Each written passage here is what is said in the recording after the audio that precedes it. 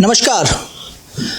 आज मेरे लिए खुद एक दुविधा है कि मैं अपने जो मेहमान हैं, गेस्ट हैं, मैं उनके परिचय की शुरुआत कहाँ से करूं।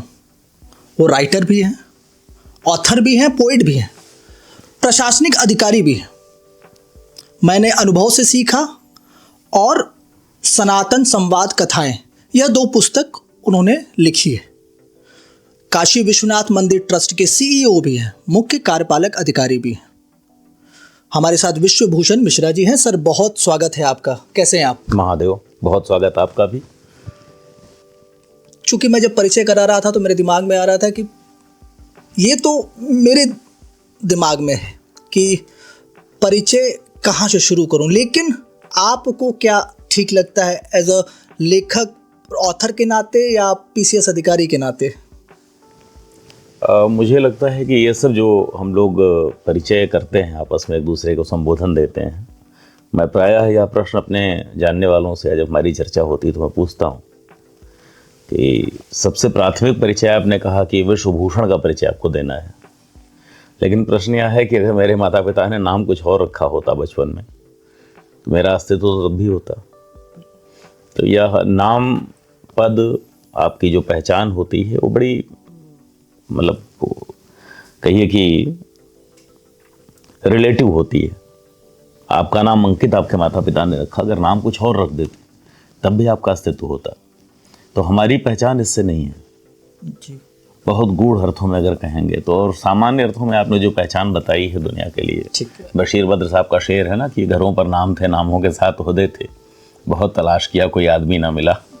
तो मनीष होना बड़ी पहचान है। उसके बाद तो अब चूंकि विश्वनाथ मंदिर ट्रस्ट के आप सीईओ हैं तो शुरुआत भी वहीं से करते हैं जी। विश्वनाथ, यह केवल नाम है या इसके पीछे कुछ और है? संबोधन जिससे भी करते हैं वो तो सदैव नाम ही होता है, और उससे हम अपने अर्थों में कुछ समझने का प्रयास करते हैं। महादेव के किसी स्वरूप को हमने क्या नाम दिया है वो हमारी समझ, हमारी प्रज्ञा पर आधारित है। यहाँ तक कि महादेव शब्द जो है वो अभी हमारी भाषा की सीमा है, और भाषा की एक सीमा होती है। भाषा मनुष्य की बुद्धि से उपजी है, आपकी सभ्यता का संस्करण है जो अभिव्यक्त होता है, अपने आप को अभिव्यक्त करता है, तो वह भाषा के माध्यम से होता है। तो हम विश्वनाथ कह लें, महादेव कर लें, फिर इन शब्दों का हम कोई विन्यास निकाल लें, कोई अर्थ निकालें, उसका कोई इंटरप्रिटेशन करते रहें, यह हमारा एक बौद्धिक कसरत हो सकती है। लेकिन जो धारणा है, जो सनातन धारणा है, जो सनातन प्रज्ञा है, उसके अनुरूप जो महादेव अथवा विश्वनाथ, भगवान विश्वेश्वर का जो शब्द कहा गया, उनका कहने का अर्थ था विश्व के नाथ। विश्व के नाथ कौन? तो प्रश्न फिर वहीं आता है कि आप जब उस गूढ़ साधना में जाते हैं तो अंत में जाकर वो परब्रह्म शब्द फिर पुनः, परब्रह्म एक शब्द है, लेकिन परब्रह्म शब्द के माध्यम से हम अपने आप को कुछ अभिव्यक्त करने का प्रयास कर रहे हैं। लेकिन किसी भी शब्द की एक सीमा होती है और वह सीमाओं से परे जिस सत्ता की हम बात कर रहे हैं। फिर सर, शिवलिंग का महत्व क्या है? फिर सब कुछ ऐसा ही है। शिव पुराण कहता है कि भगवान शिव की आराधना 2 रूप में हो सकती है। एक, आप महादेव की मूर्ति के रूप में भी आराधना करते हैं, लिंग रूप में आराधना करते हैं। और लिंग रूप किस बात का द्योतक है, ये बहुत महत्वपूर्ण है। वह निराकार स्वरूप का द्योतक है कि जो कोई आकार नहीं था, लेकिन फिर भी आराधना करनी है, आपको कुछ समझना है तो आपने एक आकार बनाया। बिल्कुल बात वहीं से प्रारंभ हो रही है कि जैसे हम ज्ञान को, किसी एक विषय को शब्दों में अपनी समझ से व्यक्त करने का प्रयास करते हैं, लेकिन जब आप असीम को व्यक्त कर रहे होते हैं तो वह भी शब्दों की सीमा में आ जाता है। तो उसे बिल्कुल फेस वैल्यू पे बिल्कुल वह नहीं समझना चाहिए जो आप कह रहे हैं, जो मैं कह रहा हूँ। उसका गूढ़ अर्थ कुछ और होगा जो आप कह कर व्यक्त नहीं कर सकते। इसके लिए आचार्य शंकर ने एक पुस्तक लिखी है, बहुत कम श्लोकों की है, वह अपरोक्षानुभूति गम्य। तो वहाँ वो कहते हैं कि जो सत्य है, जो परम सत्य है, परब्रह्म है, यानी भगवान शिव का स्वरूप भी अगर कहिए, तो उसके बारे में प्रश्न आया कि प्रत्यक्ष है कि परोक्ष है। तो आचार्य शंकर ने कहा अपरोक्ष है। प्रत्यक्ष भी नहीं कहा है, परोक्ष भी नहीं कहा है। फिर उसके बाद वो दूसरा प्रश्न आता है कि अपरोक्ष है, तो कहा नहीं, अपरोक्ष नहीं, अपरोक्ष की अनुभूति है। तो फिर कहने वालों ने कहा फिर तो व्यक्त हो गया, अपरोक्ष की अनुभूति है, कहा नहीं, अपरोक्षानुभूति गम्य है। अपरोक्ष की अनुभूति होने जैसा कुछ है, क्या है ये नहीं बताऊंगा, क्योंकि बता नहीं सकता। बताने में जब आप व्यक्त करते हैं, मैंने कहा शब्दों की सीमा होती है। मतलब शिव को यूं कहे कि शब्दों में नहीं बांधा जा सकता, ऐसा? शिव हुआ जा सकता है, हम्म, समझा नहीं जा सकता। कारण है कि जैसे आपकी आंख है, सब कुछ देख सकती है। इसका एक जो उदाहरण मुझे समझ में आता है, आपकी आंख सब कुछ देख सकती है। आंख अपना प्रतिबिंब भी दर्पण में देख सकती है, आंख स्वयं को नहीं देख सकती।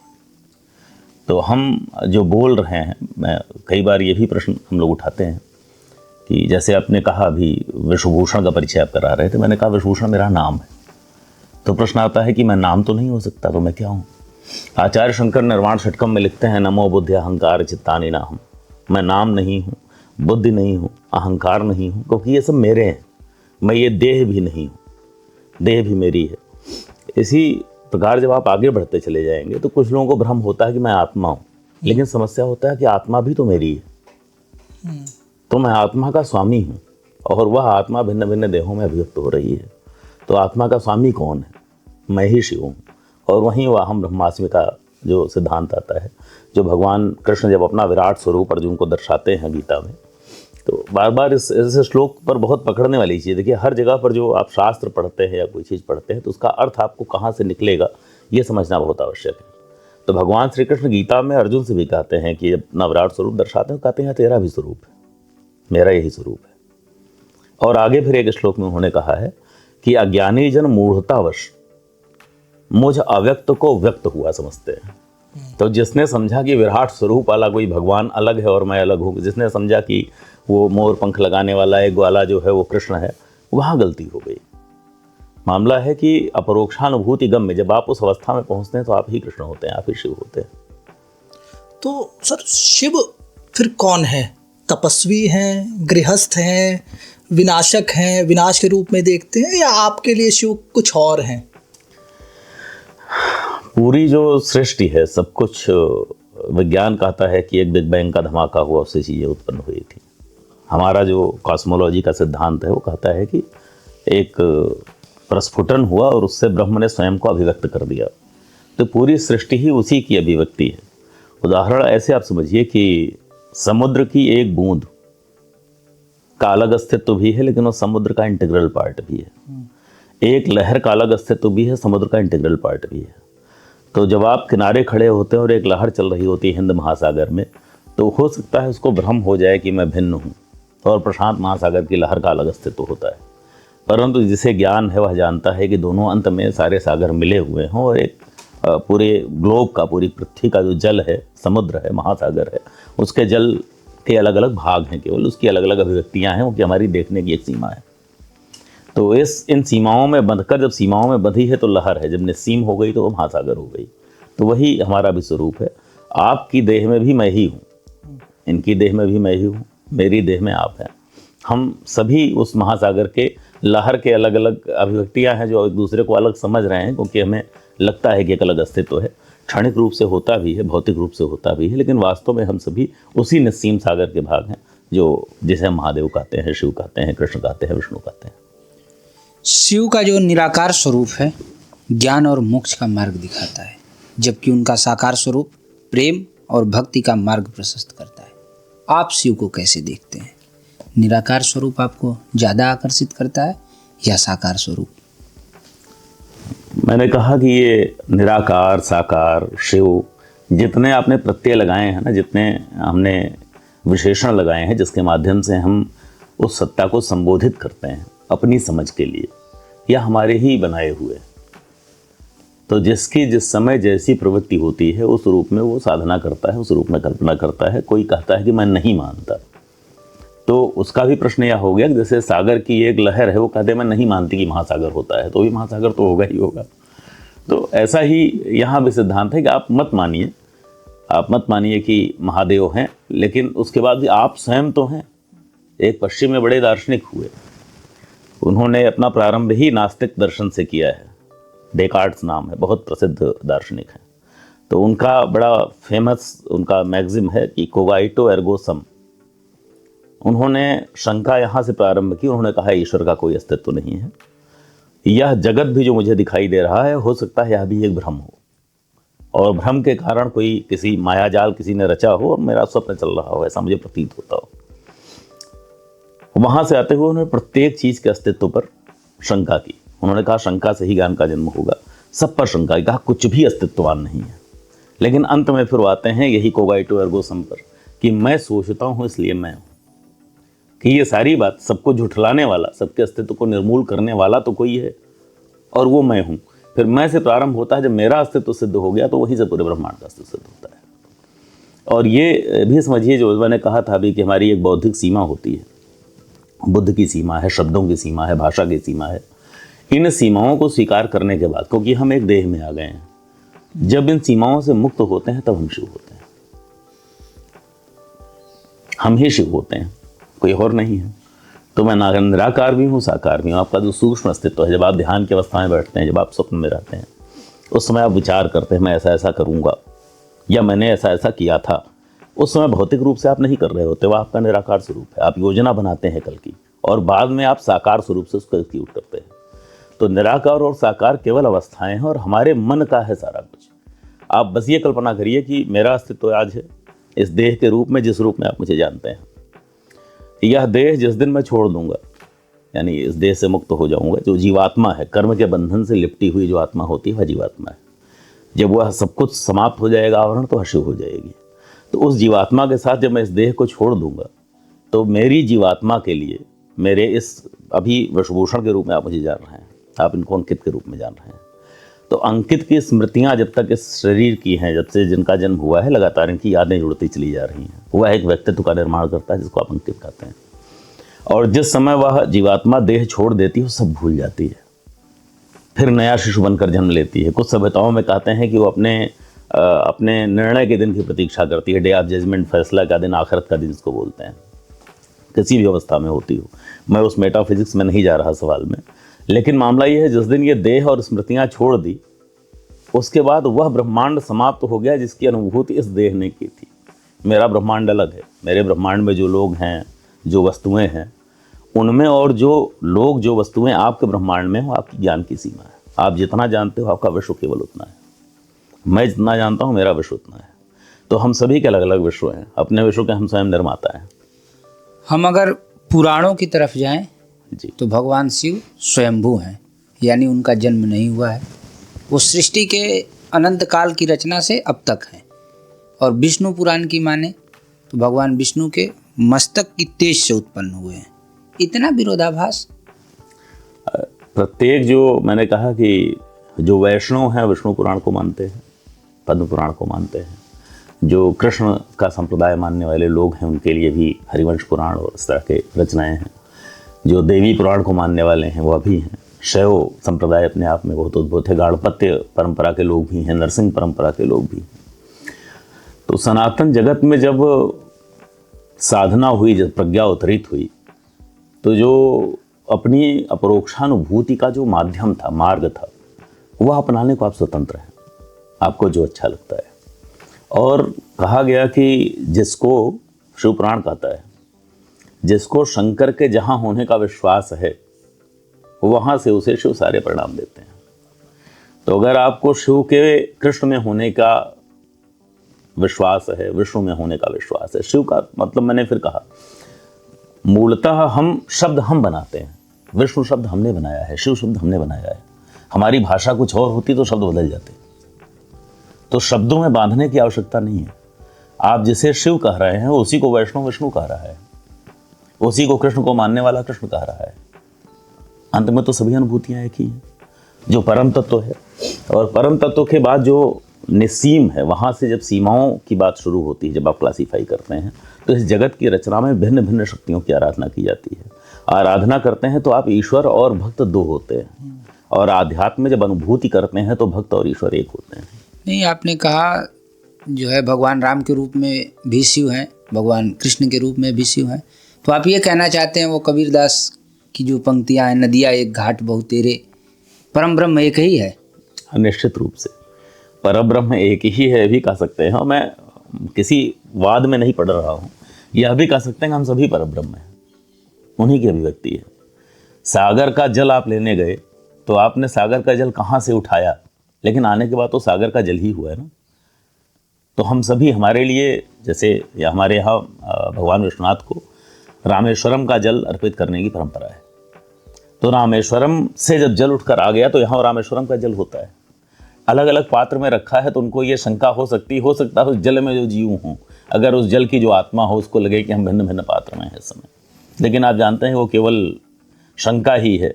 वास्तविकता यह है कि वो भिन्न होते हुए भी एक है, उनकी एक ही पहचान है, रामेश्वरम का जल है।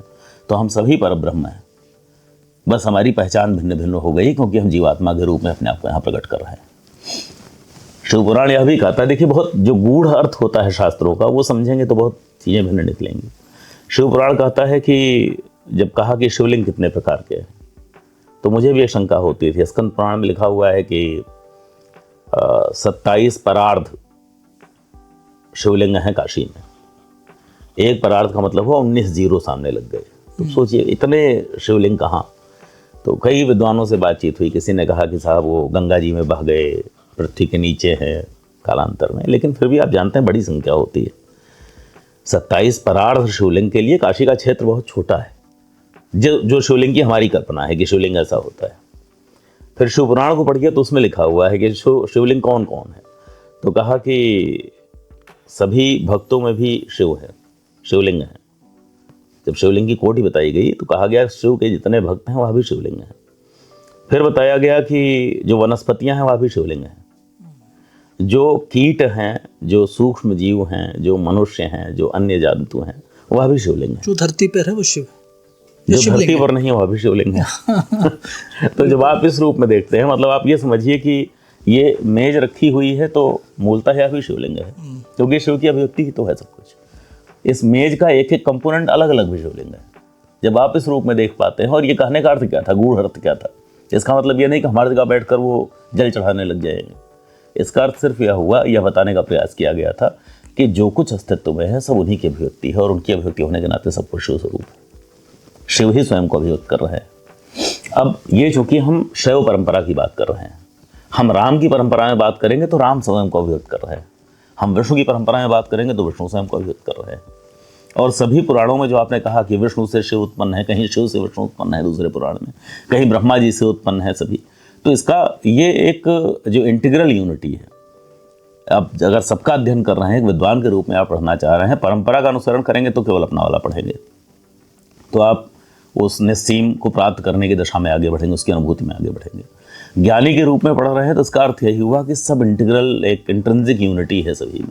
सर काशी जो है वो मंदिरों का शहर कहा जाता है, और जब विश्वनाथ कॉरिडोर बना तो बहुत सारे मंदिर तोड़े गए, इसको लोगों ने कहा ध्वस्त किए गए। जो नहीं लगता है कि जो मंदिर जो है वो काशी की आत्मा है, और एक मंदिर के विस्तार में जो है अन्य मंदिरों को तोड़ दिया गया, इसको कैसे देख रहे हैं आप?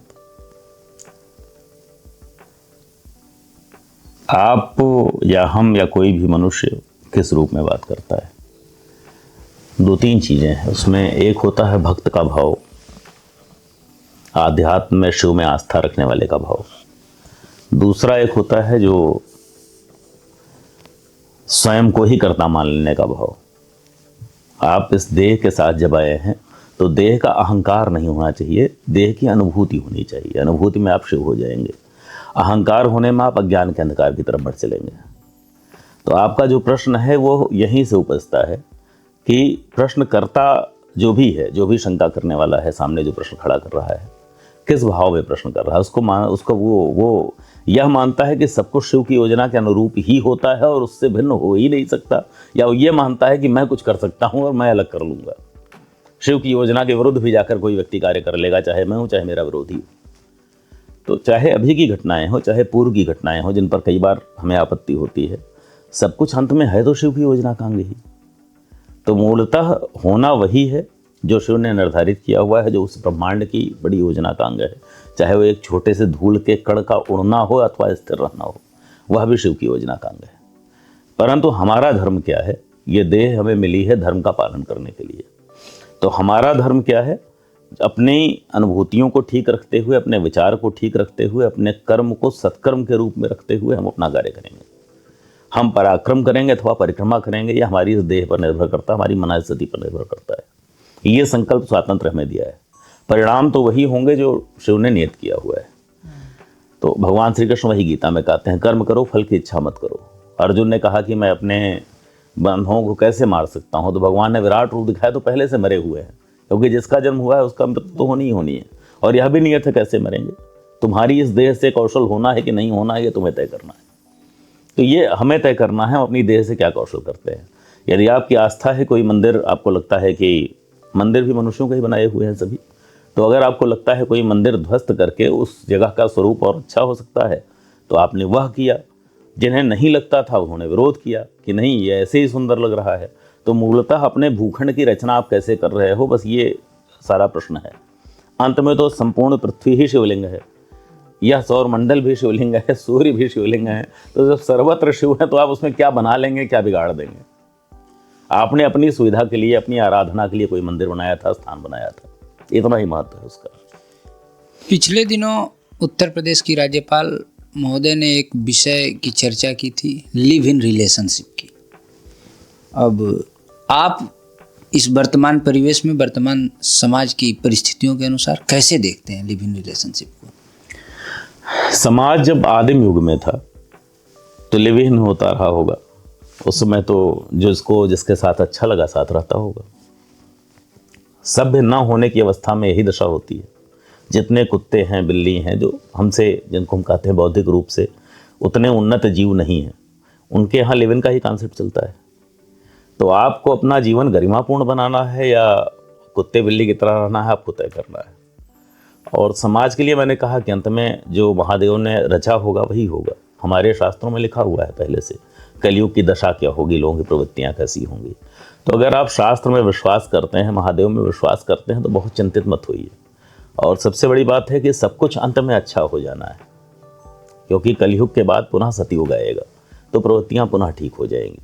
और अगर आप दूसरे रूप में बात करें, अगर आपके भाव खराब नहीं है, स्वाभाविक प्रेम के रूप में अगर दो व्यक्ति पास आ रहे हैं,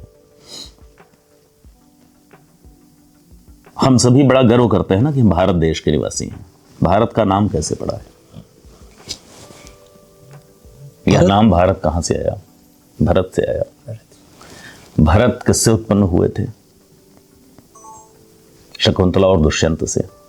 और शकुंतला आश्रम में मिली थी, प्रेम हो गया था, गर्भवती हो गई थी, वापस दुष्यंत आ गए थे, भूल गए थे। तो आपकी सभ्यता तो इतनी उदार है, आप कहाँ इन चीजों पर प्रश्न कर रहे हैं? और शकुंतला स्वयं किससे उत्पन्न थी? भरत की माँ विश्वामित्र और मेनका के संयोग से उपजी थी। मेनका पत्नी नहीं थी विश्वामित्र की, प्रेम था। तो प्रेम से उत्पन्न संतान शकुंतला, शकुंतला के प्रेम से उत्पन्न संतान भरत। लेकिन प्रेम होना आवश्यक है। प्रेम के नाम पर जो छल हो रहा है, इससे लोग चले जा रहे हैं। परंतु फिर मैं कहूँगा कि वह आदिम अवस्था थी, वन की अवस्था थी। वहाँ से विकास होते होते आज हम समाज के एक सोपान में आए हैं। वहाँ ये चीज़ें ठीक नहीं हैं, क्योंकि आदिम अवस्था में मनुष्य भी जंतुओं के समान आचरण करता था। अब मनुष्य का उसके बाद जो आदिम और सभ्यता के बीच वाली अवस्था थी, कुछ लोग वन में रहते थे और कुछ लोग नगर में रहते थे। तो नगर में रहने वाले दुष्यंत का संयोग वन में रहने वाली शकुंतला से होता है, तब भरत उत्पन्न होते हैं। तो हमारी सभ्यता बहुत उदार है, बहुत विशाल है। परंतु हम आज नगर में रहते हैं, तो हमारा आचरण वन वाला नहीं होना चाहिए। विश्वामित्र और मेनका का संयोग वन में हुआ था, जंगल में हुआ था। दुष्यंत और शकुंतला का संयोग जंगल में हुआ था। पुनर्मिलन हुआ तो पत्नी के रूप में नगर में हुआ। नगर में पत्नी होती है, वन में जंतु के समान आचरण हो सकता है। वह भी बहुत ग्राह्य नहीं है। आश्रमों में जो ऋषि रहते थे, उनकी पत्नियां होती थी, विवाह के संबंध होते थे, विवाह की मर्यादा होती थी। उसमें पाप और पुण्य पर स्त्री गमन को पाप के रूप में बताया गया है हमारे सभी शास्त्रों में, ग्रंथों में। उसके बाद इस मर्यादा के बाद भी, लेकिन अंत में सर्वोच्च स्थान किसको दिया गया? प्रेम को। और उसी प्रेम से जो संतति उत्पन्न हुई थी, भरत के नाम पर हमारे देश का नाम भारत है। तो यहाँ इस तरह के सवाल उठाना ही मुझे लगता है कि बहुत जायज़ नहीं है। वर्तमान समाज जो चल रहा है, इसमें लोग पशुवत आचरण ना करें, समाज की व्यवस्था बनी रहे। इस नाते जो महामहिम राज्यपाल महोदया ने कहा है, निश्चित रूप से वह इस पूरे प्रदेश की मुखिया हैं और अभिभावक के रूप में हैं, तो उनका जो मार्गदर्शन प्राप्त हुआ है वह भी ठीक है। लेकिन जब युवा के रूप में हम बात कर रहे हैं, तो हमें दोनों एस्पेक्ट्स देखने होंगे। तो जो विवाह है उसको युवा कैसे समझे? विवाह क्या है? विवाह तो युवा का ही होता है। वृद्ध कहाँ विवाह करते हैं? कम से कम हमारे यहाँ, हमारी सभ्यता में तो नहीं होता मूलतः। कुछ सभ्यताएं हैं जहाँ वृद्ध भी विवाह करते रहते हैं, लेकिन हमारे यहाँ चूंकि वृद्धावस्था जो है वो सनातन सभ्यता में कहा गया कि वृद्धावस्था वानप्रस्थ अवस्था होती है, संन्यास की अवस्था होती है, जब आप समाज को दे रहे होते हैं जो आपने समाज से जीवन भर ग्रहण किया है। तो पौरुष का जो समय है वो तो युवा अवस्था का समय है, विवाह तो युवा अवस्था में ही होता है। तो अपने संबंधों को मर्यादित रखना चाहिए।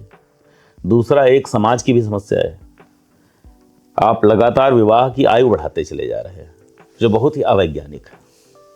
मैं शासकीय सेवा में हूँ, इस नाते मैं पॉलिसी मैटर्स पर कुछ नहीं कहूँगा, नहीं कहना चाहिए, लेकिन एक मनुष्य के रूप में सोचिए, मैं भी यहाँ बैठा हूँ, आप भी बैठे हैं, और कौन ऐसा व्यक्ति होगा जो ये स्वीकार नहीं करेगा कि भारतवर्ष की जलवायु के अनुसार 12-13 वर्ष की अवस्था में ही, चाहे बालक हो या बालिका हो, उसके अंदर जो हार्मोन्स जनरेट होते हैं, सिक्रीट होते हैं, उसके कारण स्वाभाविक रूप से जो विपरीत लिंग के पुरुष अथवा महिला जैसी अवस्था हो उसके प्रति आकर्षण उत्पन्न होने लगता है।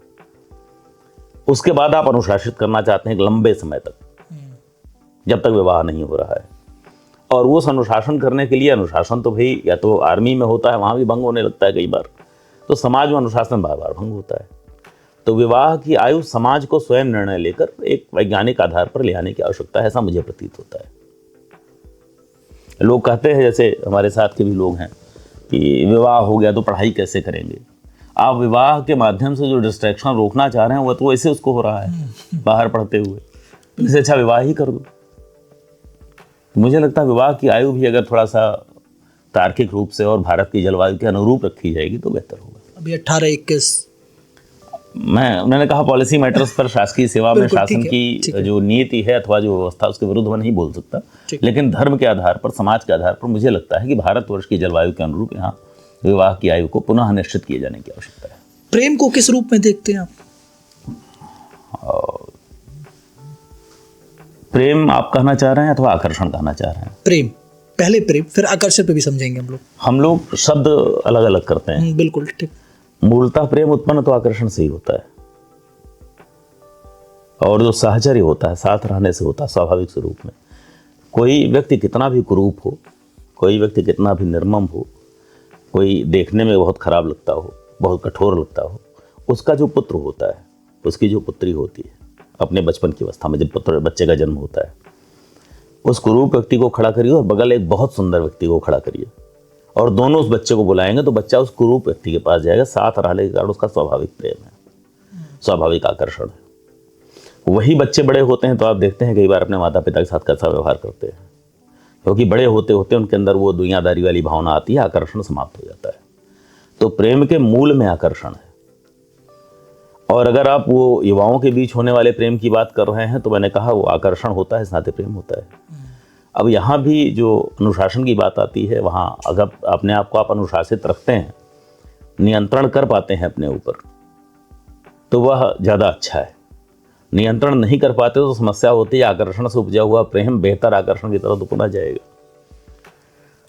तो आप प्रेम हो जाता है, कुछ लोग कहते हैं आजकल खास करके बॉलीवुड सिनेमा और इन सब ने यही सिखाया है, पर वो समस्या हुआ जो प्रेम हो जाता है उसकी परिणति भी आप देख रहे हैं आजकल क्या हो रही है, कि प्रेम एक बार होता है फिर दूसरे से भी हो जाता है, फिर तीसरे से भी हो जाता है। आजकल इस पर भी फिल्में बनने लग गई हैं कि पहले प्रेम था 5 वर्ष तक चला, फिर दूसरा मिल गया तो अपने प्रेमी से ही बता रही लड़की आकर, अथवा लड़की से प्रेमी बता रहा है आकर कि मुझे उससे प्यार हो गया है, और कॉन्सेप्ट ये बन गया है कि उसको मिलाने पर लोग लग जा रहे हैं। सैयारा जैसी मूवी जो आई, मैंने देखा नहीं है। अच्छा, मैंने सुना है, एक आध कोई मूवी में देख रहा था एक दिन, उसमें ये कॉन्सेप्ट दिखाया गया था।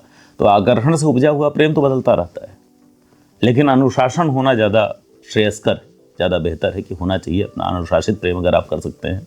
यानी आपने तय किया हो कि मुझे प्रेम करना है, मेरा विवाह हुआ, मेरी पत्नी है, मुझे प्रेम करना है, मेरा बच्चा है, मेरा दायित्व है, मुझे प्रेम करना है, मेरे अभिभावक हैं, माता पिता हैं, वो वृद्ध भले ही हो जाएं, मुझे उनसे प्रेम करना है, यह देश मेरा है, मुझे इससे प्रेम करना है। ये नहीं कि मुझे बेहतर पैकेज मिल रहा है तो मैं अमेरिका चला गया और फिर वहाँ मैंने कहा कि I am not Indian, I am American. आज के लिए भी ये भावना आती है। तो अगर हो जाने वाले प्रेम पर आप जाते हैं तो व्यवस्था छिन्न भिन्न होती है। आप उतने, जिसको कहते हैं ना, मनुष्य के रूप में बहुत गरिमापूर्ण नहीं रह पाते। मानवीय गरिमा के लिए आवश्यक है, बहुत आवश्यक है कि आप प्रेम करिए, प्रेम आपको हो ना। धर्म और रिलीजन में अंतर है? पुनः मैंने कहा कि शब्द का खेल है। मैं जिसे धर्म कहता हूं, अगर मैं उसे ही रिलीजन कहूं तो धर्म शब्द से जो अभिप्राय मेरा है, जो मैं समझता हूँ, अगर वही मैं समझता हूँ रिलीजन बोलने से भी, तो मेरे लिए तो समान हो गया। और अगर हम अंतर करने पर आएंगे तो पहला अंतर तो यही है कि दोनों की स्पेलिंग अलग अलग है, दोनों अलग अलग भाषा के शब्द हैं। और जो रिलीजन का एक कॉन्सेप्ट जो पश्चिम से आया है, उनकी जो धारणा है रिलीजन के रूप में हम जिनको जानते हैं, अंग्रेजी बोलने वाले या अंग्रेजी जो सभ्यता है उनसे जो उद्भूत धर्म है, तो उनके लिए एक अलग नाम दिया गया है। दर्शन में जब आप जाएंगे तो वहाँ धार्मिक संप्रदाय और अब्राह्मिक संप्रदाय की बात की गई है। इन दोनों में निश्चित रूप से अंतर है। शेष तो शब्द का विन्यास अलग अलग है, आप जो समझें। जैसे एक सामान्य सनातन धर्म को मानने वाला, सनातन धर्म में जिसकी परवरिश हुई हो, जिसके संस्कार हों, आप उसका भाव देखिए क्या रहता है। उसको तो यही सिखाया गया कि सर्वत्र ईश्वर है। मैंने भी कहा कि सर्वत्र शिवलिंग है। तो प्रायः हम लोगों के बचपन की जो अपब्रिंगिंग होती थी कैसी होती थी, हम मंदिर के सामने भी सर झुका देते थे। बगल में एक चर्च पड़ गया, मस्जिद पड़ गई, तो वहाँ भी हम ऐसे प्रणाम कर लेते थे। हम जानते थे ईश्वर सर्वत्र है। और जो जिसको आप रिलीजन अथवा मजहब कहने की बात कर रहे हैं, वो एक्सक्लूजनिस्ट हैं। उन्होंने कहा नहीं, बस एक ही है, दूसरा नहीं है। उनको इतना भ्रम हो गया, इसका मतलब हो गया उस एक की इच्छा के विरुद्ध भी कोई एग्जिस्टेंस, किसी का अस्तित्व हो सकता है। ऐसा उनका भ्रम है। तो उनका अपना विश्वास ही कमजोर है। तो रिलीजन यहाँ से उत्पन्न होता है जहाँ एक्सक्लूजन करता हुआ चलता है, डॉगमेटिक होता है। मैं ही सत्य कह रहा हूँ, कोई और नहीं कह रहा है। तो यानी जो दूसरा कह रहा है वो असत्य करने की एक सत्ता है, शक्ति है। इसी नाते भगवान और शैतान का दो कॉन्सेप्ट है। यहाँ शिव की आराधना जो आपके खल चरित्र हैं वह भी करते हैं, जो वंदनीय चरित्र हैं वह भी करते हैं। कर्म क्या है? कर्म आपका संकल्प स्वातंत्र्य है। आपको जब शिव की इस महान योजना में, विराट योजना में, एक शब्द आता है संकल्प स्वातंत्र। जब हमको देह मिलती है तो उसके साथ हमें आत्मा मिली है, देह मिली है, इंद्रियां मिली हैं। तो आत्मा के पास विवेक नाम का एक आपके पास अधिकार है, जिसमें आपके पास कुछ करने के लिए आप स्वतंत्र हैं। जो आप कर रहे होते हैं उस समय जो आपका भाव होता है, सीमित स्वतंत्रता है। परिणाम तो पहले से तय है, या उस जो पूरी योजना है, कॉस्मिक प्लान जो है भगवान का या उस परम सत्ता का, जो हम भी है, तो उसके अनुसार ही घटना है। लेकिन हमारे जो भाव हैं, जैसे यहाँ बैठे हुए अगर एक छोटा बच्चा मेरा है, हो सकता है उसको अनुशासित करने के लिए मैं थप्पड़ मारूं। उसने कुछ गलती कर दी, उसको मार के मैं समझाना चाह रहा हूँ, मुझे मालूम है केवल समझाने से नहीं समझेगा। दूसरा भाव है मैं क्रोध में आकर उसको मारूं कि तुमने ये खराब कैसे कर दिया। तीसरा भाव है कि मैं उसको चोट पहुंचाने के लिए ही मारूंगी, मुझे मौका मिल गया मैं इसको पीटूंगा। तो कर्म एक ही है, लेकिन एक से आपको पुण्य उत्पन्न होगा, एक से आपको पाप उत्पन्न होगा, और एक से आपका अनावश्यक वाला कर्म बनेगा। लेकिन निश्चित रूप से जान लीजिए, आपने चाहे अनुशासित करने के लिए चाहे दंड देने के लिए जो कर्म किया है उसका उत्तर तो आपको मिलना है। तो अपने कर्म के अनुसार ईश्वर की कृपा पर विश्वास रखें या ईश्वर के चमत्कार पर? पुनः भ्रम वहीं उत्पन्न हो गया ना, आप घूमकर फिर वहीं पहुंच गए। ईश्वर है कौन? ईश्वर तो मैं ही हूं, ईश्वर तो आप ही। अहम ब्रह्मास्मि। नहीं, जो वर्तमान, यह एक योजना है, बहुत बड़ी योजना है। आप स्वयं को बुद्धिमान मानते हैं? मानते ही होंगे। आपने एक प्लान बनाया कि मुझे कैसे कैसे अपने घर का खर्च चलाना है, कैसे हमारे घर में कौन कहाँ बैठेगा। ये दादाजी के लिए कुर्सी लाए हैं, दादाजी इस पर बैठेंगे। तो अब उस पर कोई आपसे कितनी भी प्रार्थना कर ले आकर कि आपको तनख्वाह मिलती है, आपने कहा कि महीने भर का खर्च हम चलाएंगे। आपका बेटा आपसे बहुत प्रिय है, लेकिन वो आकर कहे पापा मैं तो चंद्र खिलौना वाली जैसे होती थी। उसने कहा पापा मुझे सोने का लॉकेट बनवा दो, तनख्वाह आज तो मिली है। तो आपने कहा कि बेटा पूरे महीने खर्च कैसे चलेगा? वो कितनी भी इज्जत कर ले, आप करेंगे क्या? अगर आप बुद्धिमान होंगे तो नहीं करेंगे, आप उसको समझा पाएंगे। आप मूर्ख होंगे, क्षमताहीन होंगे, तब आपको करना पड़ेगा। लोग स्त्री हट बाल हट के सामने झुक जाते हैं। आप अक्षम होंगे तभी मानेंगे। मानते हैं आप? तो इस विश्व की जो योजना बनाई है भगवान ने, नियत की है, उसके अनुसार चीज़ें चल रही हैं। अब उसमें किसी व्यक्ति को यह भ्रम होने लग जाए कि मैं जाऊंगा और भगवान को एक लोटा दूध चढ़ाऊंगा और वो योजना बदल जाएगी मेरे लिए, तो भगवान को क्या मान रहा है? तो कर्म से भाग्य नहीं बदलते हैं। कर्म से ही भाग्य बनता है। कर्म का परिणाम आपको किस प्रकार मिल सकता है? एक तक्षण मिल सकता है कि आपने इन्हें एक थप्पड़ मारा, इन्होंने पलट के आपको एक थप्पड़ मार दिया। दूसरा, आपने इनको एक थप्पड़ मारा, इन्होंने सोचा अच्छा ठीक अभी बताता हूँ, फिर थोड़ी देर बाद ये चार लोगों को लेकर आए, इन्होंने आपको थप्पड़ मारे। तीसरा हुआ कि आपने इनको थप्पड़ मारा, ये बेचारे इनके पास 4 आदमी भी नहीं है, तो इन्होंने कहा मैं बदला लूंगा, कसमसा के रह गए। फिर अगला जन्म हुआ, उसमें इनको जरूर मौका मिलेगा, क्योंकि हर कर्म का उत्तर मिलना जरूर है। तो आप जो आपने थप्पड़ मारा, थप्पड़ मिल गया तो आपको स्मृति रखने की आवश्यकता नहीं थी। आपने थप्पड़ मारा, कुछ दिनों बाद आपको थप्पड़ पड़ा, तो आपको लगता है वो कर्म किया था उसका उत्तर मिल गया। जिसका उत्तर नहीं मिला वही प्रारब्ध के रूप में संचित हो जाता है, आप भूल जाते हैं। एक उदाहरण और मैं आपको दूंगा। जैसे मान लीजिए, अगर एक जन्म का उदाहरण देना पड़ेगा, हमारी सीमित क्षमता है ना, एक जन्म के बाद हम भूल जाते हैं चीज़ों को। मान लीजिए प्राइमरी स्कूल में पढ़ते समय, प्राइमरी एजुकेशन के समय, एक आप हैं और आपके साथ कोई और व्यक्ति पढ़ता था, बच्चा पढ़ता था। थोड़ा बड़े हुए, उस समय अहंकार का भाव जागृत हुआ और एक बार कोई झगड़ा हुआ, आपने उसको बहुत बुरी तरह पीट दिया। उससे उसका मोरल डाउन हुआ, बेइज्जती हो गई स्कूल में। उसने फिर विद्यालय जाना बंद कर दिया, घर चला गया। अपने विद्यालय जाना बंद हुआ, पढ़ाई छूट गई। आप पढ़ लिख कर आए, आपने कुछ पैसे कमाए, आज आप चैनल में हैं, तमाम चीज़ें इस तरह की हैं। एक दिन आप लखनऊ राजधानी में चले गए, वहाँ आपने घर बनवा लिया। फिर एक दिन आप गए और आप पार्क में मॉर्निंग वॉक कर रहे थे, और वहाँ पर वही आदमी बेचारा जो जीवन में कुछ नहीं कर पाया, माली बन के बड़ी वाली कैंची लेके घास काट रहा है। उसने आपको देखा, देखते ही तत्क्षण याद आया किसी आदमी ने मेरा जीवन बर्बाद कर दिया है। उठा और जाकर उसने वो कैंची आपको घोंप दी और बाउंड्री कूद के भाग गया। अब ये पता चला ही नहीं बाद में वो कौन आदमी था, किसने क्या कर दिया, और आप अपने बात के जीवन में बड़े भले आदमी हैं। तो कई बार लोग कहेंगे यार बताओ भगवान भी क्या करता है, और ये इतने भले आदमी है, कभी किसी का बुरा नहीं करते, पागल साला उसने जाकर ऐसे घूम दिया, अचानक आ गया, यही मिले थे, क्या हुआ था। लेकिन उसमें एक तर्क है जो आपको याद भले ना हो। तो ये जो संचित कर्म था ना, वो प्रारब्ध है। आज के आधुनिकता में गीता का कितना महत्व है, उसका मूल क्या है? सभी लोग अलग अलग बात कहते हैं। मैं तो समझता हूँ कि कई आप अर्थ ले सकते हैं गीता से। जो मैंने अभी आपको कर्म और भाग्य की बात बताई, प्रारब्ध की बात बताई, गीता वही तो कहती है कि जो कर्म करोगे उसका परिणाम मिलेगा, निश्चित रूप से मिलेगा। कब मिलेगा, कितना मिलेगा, कैसे मिलेगा, यह तुम्हारे हाथ में नहीं है। तो अपना भाव श्रेष्ठ रखो। और अंत में चूंकि चीज़ें, मैंने कहा कि एक पूरी योजना चल रही है ना, सतयुग है, त्रेता युग है, द्वापर युग है, कलयुग है। चीज़ें खराब होती हैं, फिर चीज़ें अच्छी होती हैं, साइकिल है, चल रहा है। तो आपको चिंता नहीं करनी है। जो आपका स्वाभाविक और सहज कर्म है वो करिए। गीता का अगर पूरा सार अगर रहे तो एक शब्द में आता है, मैं 3 अलग अलग उदाहरण के माध्यम से कहूँगा। कि कथा आती है कि गीता का सार अगर बिल्कुल कहना है तो मैं आपको, अलग अलग प्रसंग हैं गीता के, वहाँ से उठाना होगा। श्री कृष्ण कहते हैं अर्जुन से कि तुम्हें निष्काम कर्म करना है, कर्म करो फल की इच्छा मत करो, कर्मण्येवाधिकारस्ते। तो बात हो गई वहाँ पर। कुछ और आगे बढ़िए तो दूसरे अध्याय में पहुँचने पर अर्जुन पूछते हैं कि भगवान वो मतलब क्या था उसका, ऐसा कैसे संभव, कर्म करो फल की इच्छा मत करो, चिंता मत करो। तो भगवान ने कहा संभव है। कहा कैसे, किस अवस्था में संभव है? तो श्री कृष्ण कहते हैं स्थिति प्रज्ञ अवस्था में संभव है। फिर वहाँ बात आई गई हो गई। फिर कुछ चैप्टर्स आगे बढ़िए तो वहाँ फिर अर्जुन पूछते हैं स्थिति प्रज्ञ अवस्था क्या होती है? तो भगवान कहते हैं कि जिस अवस्था में ज्ञानी जन रहते हैं। उसके फिर कुछ आगे बढ़िए तो एक जगह फिर पूछते हैं ज्ञानी जन किस अवस्था में रहते हैं? और भगवान ने कहा ज्ञानी जन अनारंभ की अवस्था में रहते हैं। तो यही क्रक्स है। हाँ, अनारंभ की अवस्था में रहना, आरंभ कुछ नहीं करना है।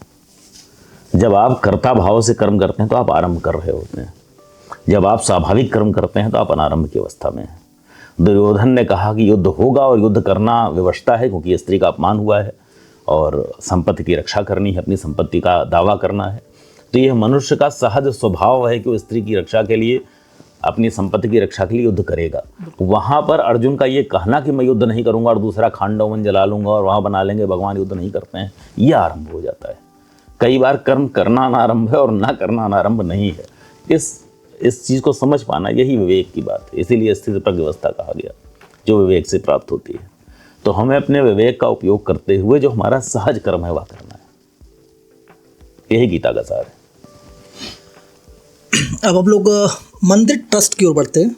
इसके चूँकि जिसके आप का मुख्य कार्यपालक अधिकारी भी हैं, मंदिर ट्रस्ट के प्रबंधन में किस तरह की चुनौतियाँ आती हैं? या सबसे बड़ी चुनौती क्या होती है?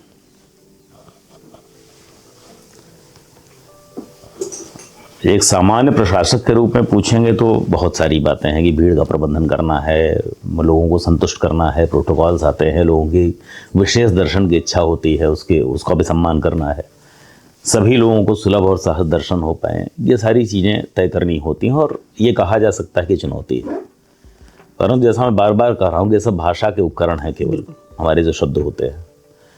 अगर मुझे कहा जाए तो बहुत स्वाभाविक रूप से मुझे कभी चुनौती ऐसा लगा नहीं। आप जब कर्म में आनंद लेने लगते हैं, और केवल यहीं के लिए नहीं, इसके अतिरिक्त भी जो अन्य कार्य करने का अवसर मिला, तो जब आप जानते हैं महादेव की योजना है, होना है तो होना है ही है, और जो होना है होगा ही। आप अपना भाव अच्छा रखिए और जो सबश्रेष्ठ आप कर सकते हैं करिए।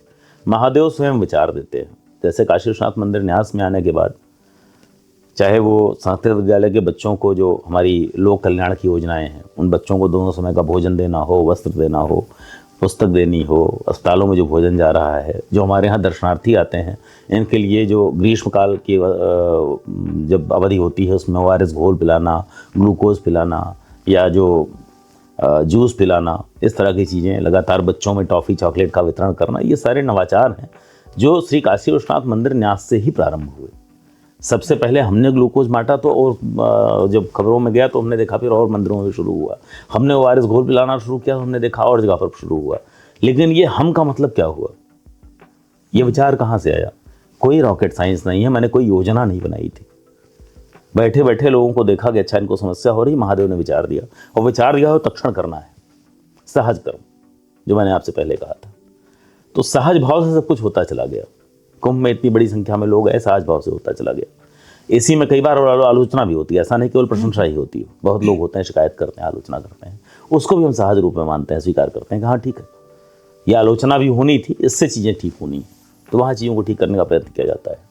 इसी में कई लोग होते हैं जो आपने सुना होगा, इधर अखबारों में कई बार आया, दर्शन के नाम पर, इसके नाम पर कुछ नीचे के कार्मिक भी, कई बार बाहर के लोग, काशी में एक बहुत पुरानी परंपरा रही है बनारसी ठग वाली, तो ये भी खूब होता है कि बाहर का आदमी आता है, उससे लोग पैसे ले लेते हैं, दर्शन के नाम पे लाकर गेट पर छोड़ गए। इन पर भी लगाम लगाने का प्रयास किया जाता है, लेकिन सब स्वाभाविक योजना का, महादेव की योजना का अंश है। तो आस्तिक बनकर भक्त के भाव में अगर यहाँ बैठकर काम करते रहे, सब होता रहेगा, कोई चुनौती नहीं है। और जब आप कर्ता भाव में आते हैं तो सारा तनाव आपका है, महादेव का नहीं है। अगर आप तनाव लेकर उसको झेलिए। सामान्य दर्शन वर्सेस VIP प्रोटोकॉल दर्शन या VIP दर्शन, इस संतुलन को कैसे साधते हैं? VIP प्रोटोकॉल दर्शन शब्द का प्रयोग करने से बचता हूँ।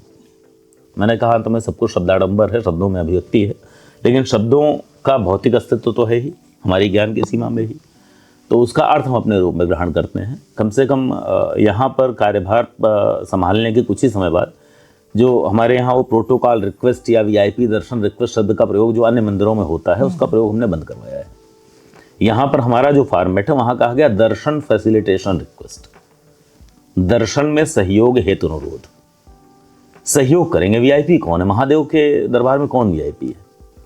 कुछ व्यवस्था या कुछ परंपराएं ऐसी भी हैं जो मैंने कहा कि आप सहज रूप में कर्म करना है, आपको प्रारंभ नहीं करना, लेकिन जो चला आ रहा है उसको जहाँ लगता है कि नहीं हो सकता वहाँ बंद किया जाता है। बहुत सी चीज़ें हैं जो तार्किक रूप से मैं सहमत नहीं होता, मुझे नहीं लगता ऐसा होना चाहिए। जैसे आपने जो कहा वो VIPism वाली भावना कई लोग लेकर आते हैं, अपना अहंकार लेकर आते हैं, परंतु पुनः मुझे लगता है कि सब है तो महादेव की योजना का अंग ही, तो जो उनकी योजना है उसके अनुरूप चीज़ें चल रही हैं। ये कितनी परेशानी खड़ा करती है VIP दर्शन आम लोगों के लिए?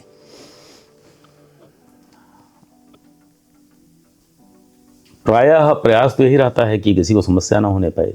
जैसे कोई सारी लड़ाई केवल अहंकार की। जैसे कोई गर्भगृह में दर्शन कर लिया, कोई बाहर से रह गया, सारी लड़ाई केवल अहंकार की है। जो गर्भगृह में दर्शन कर रहा है उसको भी अहंकार है कि मैं अंदर कैसे नहीं जाऊंगा, इस भाव से जा रहा है। जो बाहर से दर्शन कर रहा है उसको भी कष्ट ये है कि उसका अहंकार मेरे अहंकार से ज़्यादा क्यों है, वो अंदर चला गया, मैं क्यों अंदर नहीं गया। अगर एक धर्मपरायण व्यक्ति के रूप में अगर मेरा भाव जानिए तो धर्म हालांकि आस्था का विषय है, लेकिन उसमें थोड़ा बहुत तर्क भी हम लोग कर लेते हैं, जितना अपनी बुद्धि से हो पाए। हमारे यहाँ छूट भी है। हाँ, पूरी छूट है। तो महादेव की भक्ति परंपरा में आधुनिक समय में आचार्य शंकर का बड़ा महत्व है, शंकराचार्य का।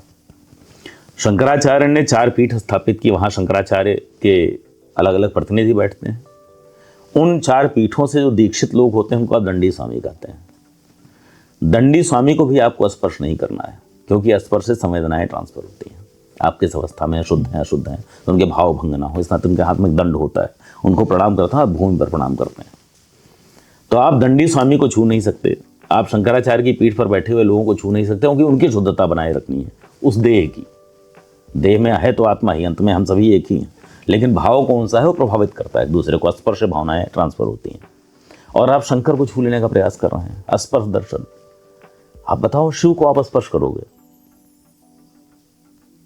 इस भाव में अगर आध्यात्मिक भाव में देखें तो मैं स्वयं शिव हूं, अगर और भक्त के रूप में देखें तो भाई वो बहुत ऊपर की चीज है, हम उन्हें स्पर्श करेंगे। यहां पर एक विरोधाभास दिखता है। दूसरा, दर्शन तो देखकर होता है, भगवान ने आपको आंखें इसीलिए दी हैं। स्पर्श दर्शन कौन करता है? जिसकी आंखें नहीं है। जो जन्मांध होते हैं, जो अंधे होते हैं, वो स्पर्श करके चीजों का अनुमान लगाने का प्रयास करते हैं। तो जब आप स्पर्श की जिद करते हैं तो मूलतः आप भक्ति के रूप में, भक्ति के भाव से अंधे हो चुके हैं। वह अंधता आपको स्पर्श करने पर विवश करती है। मुझे लगता है अभी एक मिसनॉमर है, जो भगवान संदेश दे रहे हैं कि तुम्हारी भक्ति में कुछ कमी है स्पर्श करने वालों के लिए। तो ये, लेकिन फिर भी मैं कह रहा हूँ कि जो मैं कोई ये धर्म वाक्य नहीं बोल रहा, ये मेरी अनुभूति है। आपने कहा तो मैंने कहा, बाकी जो अपने भाव में जैसा करना चाहे, जिसके मन में शंकर जहाँ प्रकट होते हैं और जिस रूप में उसके प्रश्नों का समाधान करते हैं, उसको वहाँ से पुण्य प्राप्त होता है। ये जो कॉरिडोर योजना के बाद मंदिर की आत्मा में कितना बदलाव हुआ, आप कैसा महसूस करते हैं? आपको लगता है कोई बदलाव मंदिर की आत्मा में संभव है? आपको अपनी आत्मा में बदलाव होना संभव लगता है? बदलाव तो केवल देह में होता है, और शरीर प्रतिक्षण बदलता है। प्रत्येक सांस के साथ आपकी कुछ कोशिकाएं नष्ट हो जाती हैं, नई कोशिकाएं बनती हैं। मंदिर एक संस्कृत का शब्द है जिसका अर्थ होता है घर। हमने संस्कृत शब्दों का, संस्कृत भाषा का प्रयोग धीरे धीरे बंद किया, लेकिन देवालय में चूंकि संस्कृत का प्रयोग करते रहे तो हमने समझ लिया देवालय ही मंदिर है। मंदिर तो हमारा घर भी है। तो यहाँ रहने वालों के जो भाव होंगे, रहने वालों की जो प्रवृत्ति होगी, आत्मा तो वह हुई। और देवालय में तो देवता ही वास कर रहे हैं, उनको आप कहाँ बदल देंगे? अगर आप विश्वनाथ मंदिर की बात करिए तो भगवान विश्वनाथ के मंदिर में भगवान विश्वनाथ ही आत्मा है, उनको आप कहाँ बदलाव कर देंगे? और प्रत्येक व्यक्ति के लिए विश्वनाथ अलग है, प्रत्येक क्षण में विश्वनाथ अलग है। एक बालक के रूप में मेरी जो संकल्पना रही होगी, आज जो संकल्पना है, दोनों भिन्न है। वृद्ध के रूप में जो होगी वह भी भिन्न है। तो बदलाव तो प्रकृति का नियम है, लेकिन बदलाव आप में होता है, बदलाव देवता में नहीं होता है। मंदिर केवल पूजा का स्थान न रह करके समाज निर्माण का केंद्र कैसे बन सकता है? मंदिर समाज निर्माण का केंद्र है। उसको हम अपनी भावना के अनुरूप वहाँ पर कुछ अलग कार्य करने का या कुछ नया कार्य करना प्रारंभ कर सकते हैं। श्री काशी विश्वनाथ मंदिर में आने के बाद महादेव की प्रेरणा से, मैं बार बार कहता हूँ कर्ता भाव नहीं है, लेकिन महादेव की प्रेरणा से जो नई चीज़ें यहाँ प्रारंभ हुई हैं, उनमें एक शिवार्चनम सांस्कृतिक मंच भी बनाया गया है। प्रत्येक सनातन पर्व हमारे मंदिर में अब मनाया जाता है। प्रत्येक सनातन पर्व पर शास्त्रोक्त एवं सांस्कृतिक दोनों कार्यक्रम होते हैं। तो मंदिर हमारी सभ्यता में प्राचीन काल से ही धर्म, कला एवं संस्कृति के केंद्र थे, और यही तीन मिलकर किसी समाज का निर्माण करते हैं। तो इन तीनों को समुचित रूप से पुष्पित पल्लवित करने का कार्य श्री काशी विश्वनाथ मंदिर न्यास के माध्यम से वर्तमान में बहुत ही सर्वांगीण रूप से हो रहा है, और इसको निरंतर और समृद्ध करने का हम लोग प्रयास कर रहे हैं। ये जो मंदिर से जुड़ी सामाजिक सेवाएं जो आप बता रहे थे, भोजन, ORS घोल, ग्लूकोज, इनके बारे में थोड़ा विस्तार से आप बताएं। और आप क्या मानते हैं, काशी भारत की सांस्कृतिक राजधानी है? ये मैं नहीं मानूंगा तो नहीं रहेगी। नहीं, आपका व्यक्तिगत उस पर राय क्या है? निश्चित रूप सभी की राय, सभी की राय। ये तो पूरा विश्व मानता है। भारत की क्या, विश्व की सांस्कृतिक राजधानी है, विश्व का प्राचीनतम नगर है। विश्व की संस्कृति को किस रूप में आप लेते हैं? संस्कृति अभिव्यक्त होती है पहनावे में, खान पान में, विचार में, नृत्य में, संगीत में, कला में। तो भगवान विश्वनाथ नटराज के स्वरूप में समस्त प्रकार के नृत्य के प्रथम नर्तक होते हैं। डमरू से निकलने वाली जो नाद की ध्वनि है, विश्व की पहली ध्वनि है। वही नाद ही ओम के रूप में गुंजायमान होता है। नासा की वेबसाइट पर जाइए, खोलिए कभी, और वहाँ आप सूर्य की ध्वनि सुनिएगा, सोलर साउंड, ओम का नाद ही हो रहा है वहाँ भी। तो और भगवान विश्वनाथ के स्वरूप में काशी में विराजते हैं, ऐसा हम मानते हैं। महादेव की कृपा से कुछ तो संयोग है कि पृथ्वी, हालांकि मैं पुनः कहूँगा कि काशी बहुत पवित्र है, न्यूयॉर्क पवित्र नहीं है, तो भगवान ऐसा विभेद क्यों करेंगे? पवित्र तो पृथ्वी का कण कण है। परंतु यह स्थान कुछ ऐसा है कि जैसे मैंने कहा, आप घर का हर कोना हमारे लिए पवित्र है, हमारे घर का, लेकिन एक स्थान पर हम खाने पीने का स्थान रखते हैं, डाइनिंग टेबल रखते हैं, एक स्थान हमारा पढ़ने वाला स्टडी रूम होता है। तो ऐसे ही संभवतः महादेव की योजना में पृथ्वी पर जो काशी का क्षेत्र है, यह उन सभी संस्कृतियों को स्वयं में समाहित करता हुआ, समेटता हुआ, और कालखंड में जब समय समय पर सभ्यताएं नष्ट होती रहीं, महानगर उजड़ते रहे, बसते रहे, सब कुछ होता रहा, उसके बीच में भी काशी स्थिर रहा है। तो काशी उस मूल भाव का, मूल शब्द का, मूल संस्कृति का संरक्षण सदैव करते वाली नगरी रही है। और आने वाले समय में जब कभी सतयुग की हम कल्पना करते हैं तो अज्ञान और विवेक यहीं से पूरे विश्व में प्रसारित होगा, ऐसा मुझे महसूस होता है, मुझे प्रतीत होता है। सीईओ के नाते जो आपकी विश्वनाथ मंदिर ट्रस्ट में जिम्मेदारी है, चूँकि इससे पहले आप मथुरा में रहे, लखनऊ रहे, दायित्व का निर्वहन करके आप यहाँ आए, अभी आप क्या महसूस करते हैं? क्या आपके व्यक्तित्व में कोई बदलाव खुद महसूस करते हैं जब ये सीईओ काशी विश्वनाथ मंदिर ट्रस्ट?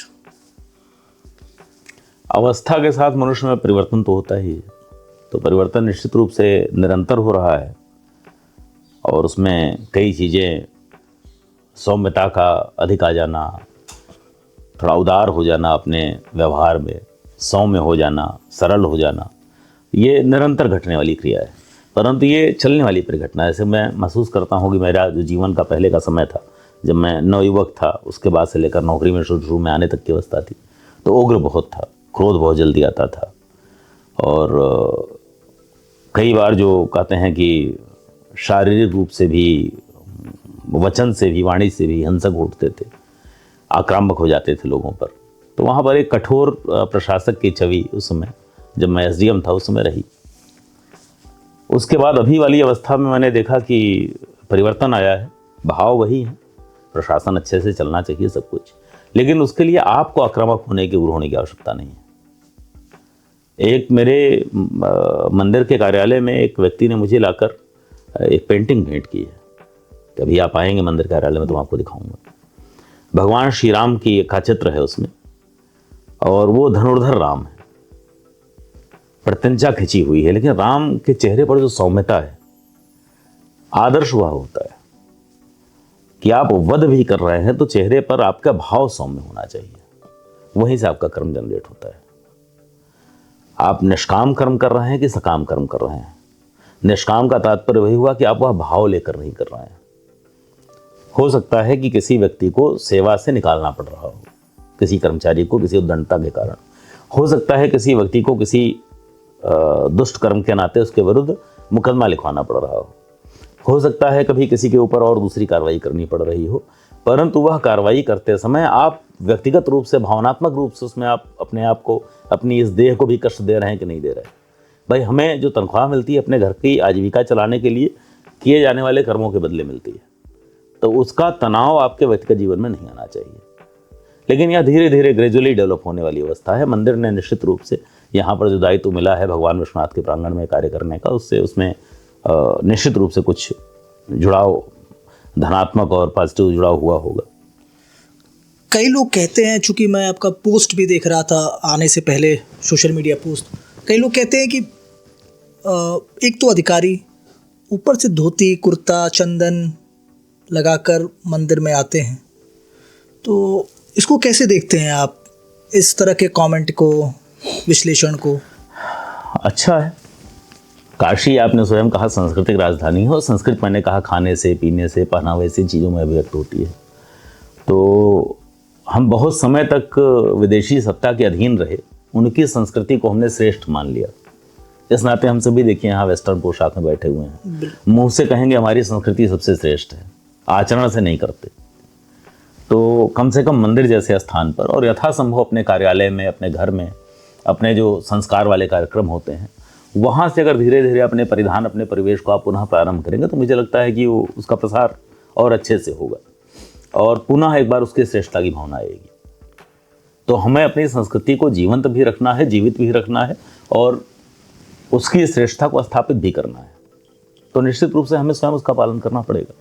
तो मैं तो इसको एक बहुत कॉम्प्लीमेंट के रूप में देखता हूँ कि ये तारीफ हो रही होना चाहिए। आप यहाँ जब से काम कर रहे हैं तब से अब तक में कोई ऐसा भावुक क्षण, कोई ऐसा किस्सा जिसे आप शेयर करना चाहते हो?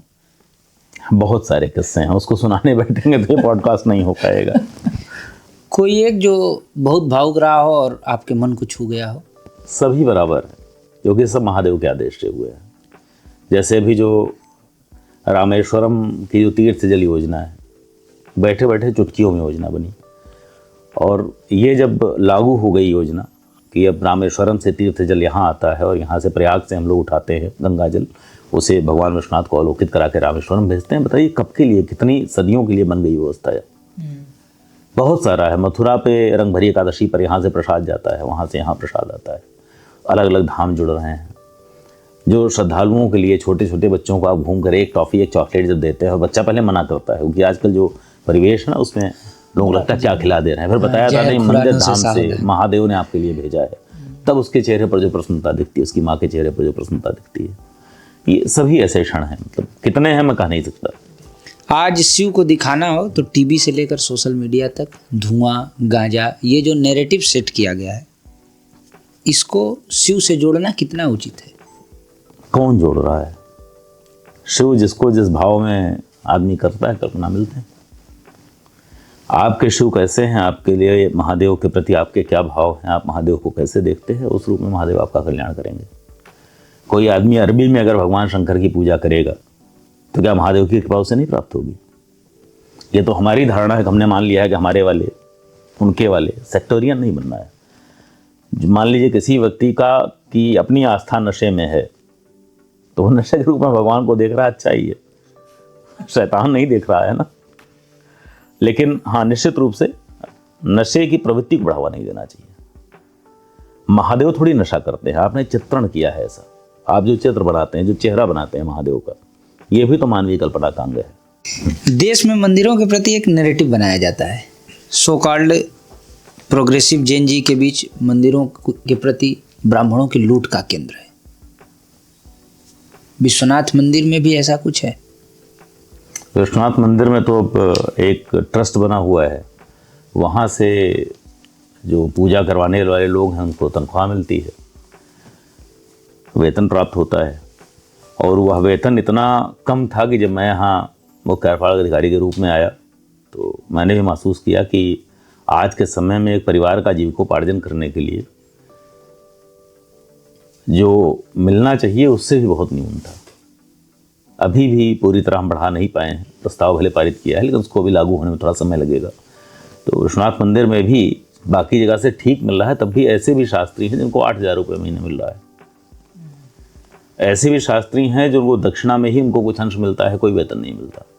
तो मैं तो देख रहा हूँ इनके जीवन की स्थितियाँ बहुत अच्छी नहीं है। और ये केवल यहाँ की स्थिति नहीं है, आप किसी भी ट्रस्ट में चले जाइए जो मंदिर जहाँ ट्रस्ट द्वारा संचालित हैं, उन सभी स्थानों पर आप देखेंगे कि प्रायः जो ट्रस्ट में काम करने वाला कोई लिपिक होगा, अधिकारी होगा, कोई क्लर्क होगा, चपरासी होगा, उसकी तनख्वाह वहाँ के पुजारियों से अधिक होती है। तो लूट का केंद्र या किसका केंद्र ये तो मैं नहीं जानता, लेकिन ये अवश्य है कि किसी भी संस्कृति का जो उसका जो संरक्षण होता है वो उसके आस्था के केंद्रों से होता है, पूजन स्थल जो होते हैं। तो शेष किसी धर्म के पूजा स्थलों के प्रति कोई प्रश्न ना उठाया जाना और सनातन धर्म के पूजा स्थल और पूजा करने वाला जो वर्ग है, पुजारी है, उसको निंदा करना मुझे लगता है कि सभ्यता पर आक्रमण का ही एक नैरेटिव है जो मूड किया जाता है। जैसे अभी काशी में 12 ज्योतिर्लिंग और 51 शक्तिपीठ का गत वर्ष एक बड़ा सम्मेलन हुआ था। आप सोचिए वहाँ पर 51 शक्तिपीठ में ढाकेश्वरी देवी भी हैं। उसी समय बांग्लादेश वाले वो दंगे शुरू हुए थे, उनको एयरपोर्ट से आने नहीं दिया, रोक लिया गया। टिकट यहाँ के लोगों ने भेजा था तो आप आ रहे थे। ढाकेश्वरी देवी शक्तिपीठ जिस गांव के पास स्थित है वहाँ पर केवल पुजारी का एकमात्र घर बचा है जो कन्वर्ट नहीं हुआ है। तमाम तरह के दबाव, तमाम तरह के अत्याचार के बाद भी वो लोग अभी अपना धर्म बचाए हुए हैं, उनको पूजा करनी है मंदिर की। तो अगर सनातन संस्कृति, आपकी सभ्यता अगर उस स्थान पर जहाँ पर सभी लोग द्रोही हो गए, जहाँ स्थितियाँ अनुकूल नहीं हैं, अंत तक कोई प्राण प्रण से चिपका हुआ है, अपनी जान देकर भी, अपने सम्मान देकर भी, अपने ऊपर हिंसा और अत्याचार सहते हुए भी उस धर्म का पालन कर रहा है, तो पुजारी ही तो है। तो आप ये देखेंगे कि मंदिर से उसको, आप कह रहे हैं कि मंदिर से उसको कुछ होता है, उसकी आजीविका चल रही हो, लेकिन उस मंदिर के लिए अंतिम समय तक बलिदान भी तो वही देता है। तो मेरे मन में भाव बहुत कभी विपरीत नहीं रहते। जिस समय इस देश में विदेशी आक्रांताओं का शासन था, मंदिर तोड़े जा रहे थे, पूजा स्थल ध्वस्त किए जा रहे थे, तो आज जो व्यक्ति आपको दिख रहा है कि मंदिर से हो सकता है उसको 2 पैसे मिल जा रहे हो, उसके घर का खर्च चलाने के लिए उसको सुविधा मिल जा रही हो, इसी के पूर्वज थे जिन्होंने उस समय जब कोई पैसा नहीं मिल रहा था, जिस समय जान देने की नौबत आई हुई थी और मंदिरों पर आक्रमण करके वहाँ पुजारियों का बिल्कुल सर कलम किया जाता था, उस समय उसी के पूर्वजों ने बलिदान भी तो दिया था। यह भी तो हमें देखना होगा। एक समाज में जो चीज़ें वर्तमान में चल रही हैं, परिवार तेजी से टूट रहे हैं, माता पिता के साथ रहना बोझ लग रहा है, भाई भाई के साथ रहना पसंद नहीं कर रहा है। ये कहाँ कमी अपने समाज में रह गई है? कलयुग है। मैंने कहा व्यवस्था में जो डिटेरियोरेशन होता है वो तो बड़ा होता ही होता है। एक समय पर चीज़ें अच्छी होती हैं, फिर खराब होती हैं। विपन्नता में लोगों में परस्पर स्नेह और आवश्यकता वाला स्नेह अधिक होता है। जब संपन्न लोग हो जाते हैं तो समस्या और ज़्यादा होती है।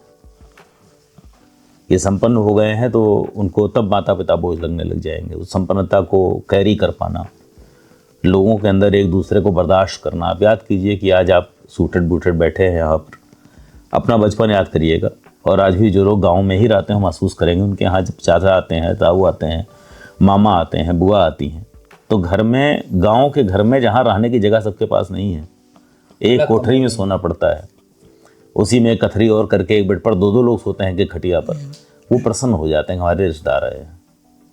शहर में जिन्होंने बड़े बड़े घर बनवा लिए हैं, अच्छे फ्लैट्स बना लिए हैं, एक अच्छी जीवन शैली है, एक एक्स्ट्रा कमरा गेस्ट का बना हुआ है घर के भीतर, उनके यहाँ भी कोई रिश्तेदार जाता है तो उनका मुंह बन जाता है। स्नेह नहीं है, उनको लगता है इस दूसरे के स्वभाव को, उसकी आवश्यकताओं को हमें बर्दाश्त करना पड़ेगा।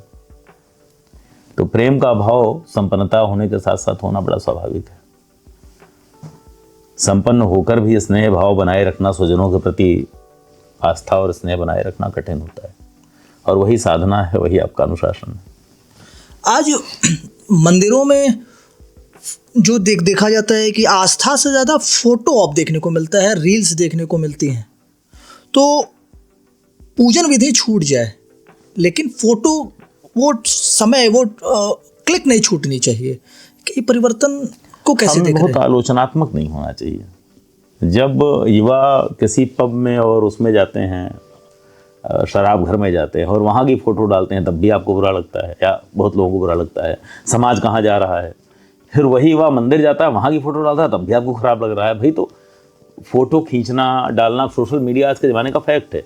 आदमी जो करता है उस तरह की चीज़ें प्रसारित करता है, और जो सोशल मीडिया कंटेंट बनना शुरू होता है उस व्यवस्था का प्रसार भी होता है, सांस्कृतिक प्रसार भी है। अच्छी बात है कि मंदिरों की फ़ोटो लोग डाल रहे हैं। मंदिर गए हैं, दर्शन करने गए हैं, पूजा कर रहे हैं, उस समय का फ़ोटो और कंटेंट अगर आ रहा है तो और लोग प्रेरित होते हैं। जितने अधिक से अधिक लोग करेंगे उतना अच्छा है, आपका सांस्कृतिक प्रसार हो रहा है। मुझे लगता है तो अच्छी बात है। बाकी ये पूजा विधि छूट जाना, मुझे लगता है कि जब फ़ोटो खींचने की सुविधा नहीं थी, हमने वो समय भी देखा है आज से कभी पहले का, जब उतना फोटोग्राफी का दौर नहीं था, उस समय भी था कि पूजा पाठ करते समय जिस आदमी को संस्कृत के मंत्रों का अर्थ नहीं समझ में आ रहा है और उतनी आस्था नहीं है, घर वालों ने बैठा दिया है, वो चाहता था जल्दी खत्म हो जाए। लोग टोक देते थे, पंडित जल्दी करिए, बैठ नहीं पा रहे, घुटने में दर्द हो रहा है, तब भी होता था। तो जिसकी प्रवृत्ति नहीं है वो नहीं करेगा, लेकिन कम से कम कुछ तो कर रहा है। हाँ, फोटो के उसी से धीरे धीरे चीज़ें बढ़ेंगी। कभी समझ में आ जाएगा तो आस्था और बढ़ेगी, कभी विश्वास और बढ़ेगा। हम उस संप्रदाय से तो आते नहीं। हमने कहा अगर तुम कुछ विपरीत बोलोगे तो हम तुम्हारी गर्दन काट देंगे। तो आदमी को भले लगता हो कि भगवान नहीं है, लेकिन उसको डर के मारे कहना पड़ता है, पूरा यकीन करता हूँ, मुझे किताब पर और भगवान पर पूरा विश्वास है। हम वो सभ्यता तो है नहीं, और हमें लगता भी नहीं कि इस तरह डरा के किसी से करवा लेने से कुछ मिलेगा। तो हम तो भाई प्रेरित ही कर सकते हैं, और मुझे लगता है कि फ़ोटो और रील प्रेरित करने का बड़ा आधुनिक माध्यम है। तो ठीक है, अब हम अगले चरण में जाएंगे। रैपिड फायर राउंड है, एक वाक्य में उत्तर। जैसे काशी, मोक्ष या संस्कृति? दोनों। शिव आपके लिए शक्ति या शांति? आराध्य है, शक्ति और शांति दोनों ही से है। गर्भगृह में पहला कदम, डर कर्म का या आनंद? आनंद। सबसे बड़ी चुनौती, भीड़ या व्यवस्था? व्यवस्था। मंदिर प्रबंधन में सबसे जरूरी गुण, आस्था या अनुशासन? आस्था। वीआईपी दर्शन जरूरत या मजबूरी? मैंने कहा कि वीआईपी दर्शन केवल अहंकार की अभिव्यक्ति है। ये एक शब्द में कैसे कहा जाए? जो कर रहा है उसके भी अहंकार की अभिव्यक्ति है, जो नहीं कर रहा और आलोचना कर रहा है उसके भी अहंकार की अभिव्यक्ति है। कॉरिडोर परिवर्तन या पुनर्जागरण? धाम। कॉरिडोर शब्द ठीक नहीं है, धाम। धाम परिवर्तन या पुनर्जागरण? पुनर्जागरण। सीईओ पद, सेवा या सत्ता? सेवा। एक शब्द में शिव क्या?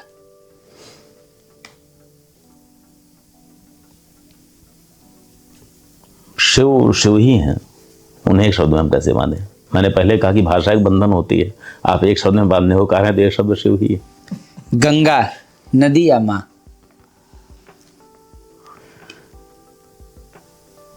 पुनः मैं कहूंगा रैपिड फायर राउंड के लिए वो सुटेबल नहीं है। हमारी सभ्यता में सभी नदियों को माँ कहा गया है। गंगा के लिए क्या है? माँ है। मंदिर पूजा स्थल या राष्ट्र की आत्मा? राष्ट्र की आत्मा। सबसे भावुक पल, आरती या अभिषेक? अभिषेक। आलोचना सीख या चुनौती? सीख। आने वाला दशक, विस्तार या संतुलन? संतुलित विस्तार। फिर वही प्रश्न है, वीआईपी दर्शन भक्ति या भेदभाव? मैंने कहा अहंकार की अभिव्यक्ति है, इससे ज़्यादा इसकी अच्छी व्याख्या नहीं हो सकती। जो कर रहा है उसको अपना अहंकार अभिव्यक्त करने का प्रयास कर रहा है, और जो आलोचना कर रहा है वो भी उसको शिव की योजना नहीं मान रहा है, वो अपना अहंकार अभिव्यक्त कर रहा है कि हम में क्या अंतर, हमको क्यों नहीं हो रहा है। शिव जैसे दर्शन देना चाहते हैं, आपके जो कर्म है उसके आधार पर आपको जैसा दर्शन मिलना है। हम कई बार अपने कर्मों का आकलन करते हैं इस जन्म में जो हमें याद है वो किए गए कर्मों के आधार पर। हम कहते हैं मैंने आज तक कोई पाप नहीं किया, मेरे साथ ऐसा क्यों? पूर्व जन्म आपको ध्यान नहीं है। भीष्म पितामह को अपने 118 जन्म याद थे। अपने शास्त्रों में जाइए, 120वें जन्म उन्होंने सांप को फेंका था और वो जाकर वो कांटीली झाड़ी पर गिरा था। इस नाते यहाँ बाणों में किशैया से बींधे गए। जो कर्म किया उसका परिणाम मिलना है। तो जो वीआईपी दर्शन के नाम पर विशेष सुविधा पा जा रहा है उसके पूर्व जन्म के कर्म होंगे, उससे संचित प्रारब्ध से पहुंच रहा है। अगर आपको नहीं मिल रहा है तो इस नाते नहीं मिल रहा है, लेकिन संतोष नहीं है। असंतोष व्यक्त करना है, शिव की व्यवस्था पर प्रश्न उठाना है। और जो जा रहा है और जिसका आग्रह है कि व्यवस्था बनी हुई इसको भंग करके मैं अंदर जाऊंगा, उसका भी अहंकार है, वो भी व्यवस्था में विश्वास नहीं कर रहा है। लेकिन दोनों का स्वागत है। शिव के धाम में तो कहते हैं ना, वो भूत प्रेत पिशाच देवता किन्नर यक्ष सभी आते हैं, तो सभी का स्वागत है। रैपिड फायर राउंड का ये जो है सेकंड राउंड है जी। पहली मोहब्बत? इस पर कोई उत्तर आदमी कैसे देगा? अगर आज के समय में कहा जाएगा तो मतलब जो पहले प्रेम की अनुभूति के रूप में अगर कहिए तो मेरी बेटी है, उसके लिए हुआ था। उसके बाद मेरा बेटा भी है। सभी के प्रति आपको प्रेम होता है, लेकिन बिटिया का जन्म हुआ था उस समय बहुत कुछ अंदर बदल गया था, बहुत कुछ घटा भी था। आप जब पहली बार पिता बनते हैं तो उस समय आप ब्रह्मा भी होते हैं, आप जनक भी होते हैं, आपको बहुत कुछ होता है। आखिरी बार कब रोए थे?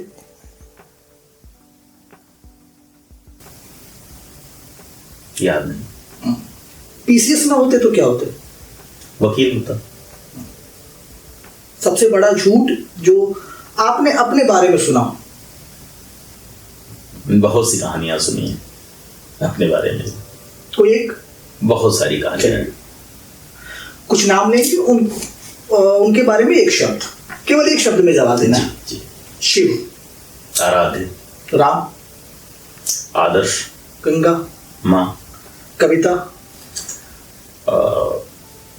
अभिरुचि, मोक्ष, लक्ष्य, मथुरा, भक्ति, मैंने अनुभव से सीखा, कविता। ठीक। रिटायरमेंट के बाद का प्लान? कोई प्लान नहीं। महादेव जैसे जिस पथ पर ले जाएंगे उसके अनुसार चीजें। अगली पुस्तक? अगली पुस्तक ग्लोबल सनातन 15 जनवरी के आसपास उपलब्ध हो जाएगी। उसका प्री ऑर्डर अभी शुरू हो चुका है, प्रभात प्रकाशन से आ रही है। मैंने अनुभव से सीखा आपकी पहली पुस्तक थी, उसकी कोई लाइन जो आपको सबसे अच्छी लगी? उसके 2 छंद हैं जो मुझे बहुत पसंद है। पहला छंद है, नहीं बताई राह किसी ने, बस संघर्ष रहा जीवन में, मिला नहीं कोई भी संबल कर्तव्यों की कठिन डगर में, पूरी ना कर पाए अब तक, रही अधूरी इच्छा मन में, कब तक यूं ही लड़ना होगा, सब दुःस्वप्न सरीखा है, मैंने अनुभव से सीखा है, मैंने अनुभव से सीखा है। और दूसरा एक छंद है जो जीवन में जो भौतिक सफलता होती है उसके बाद का है, चरित्र और सम्मान अलग है, अहम और अभिमान अलग है, अव्यक्त योग्यता मूल्यहीन, सफल मूढ़ का मान अलग है, पर क्या इन तुच्छ सफलताओं पर बरसाती मेढक सा इतराऊं, संभवतः महत और लघु की यही विभाजक रेखा है, मैंने अनुभव से सीखा है, मैंने अनुभव से सीखा है। बहुत बहुत धन्यवाद सर समय देने के लिए। सब बहुत बेबाकी से शिव से लेकर राम तक और अनुभव से सीखा से लेकर सनातन कथाएं जो हम लोगों ने सुना। तो पुनः आपको बहुत बहुत धन्यवाद। अगले मेहमान के साथ फिर मिलेंगे, तब तक के लिए नमस्कार।